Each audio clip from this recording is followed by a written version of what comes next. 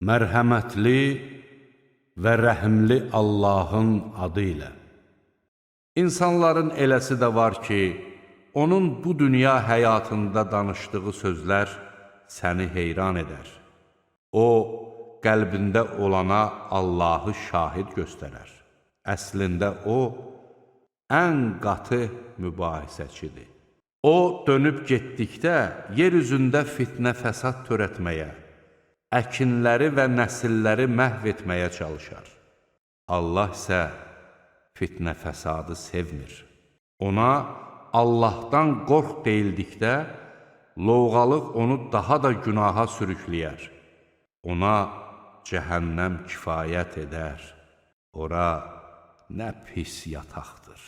İnsanların eləsi də var ki, Allahın razılığını qazanmaq üçün canını da verər. Allah öz qullarına qarşı şəfqətlidir. Ey iman gətirənlər! İslamı bütövlükdə qəbul edin və şeytanın addım izləri ilə getməyin. Şübhəsiz ki, o sizə açıq-aydın düşməndir. Sizə açıq-aydın dəlillər gəldikdən sonra haqq yoldan çıxsanız, bilin ki, Allah qüdrətlidir, müdrikdir.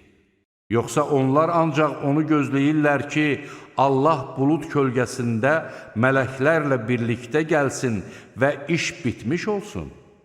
Bütün işlər Allaha qaytarılacaqdır. İsrail oğullarından soruş ki, biz onlara nə qədər aydın dəlillər göndərdik. Allahın nemətini əldə etdikdən sonra onu dəyişdirənlərə Allah şiddətli cəza verəcəkdir.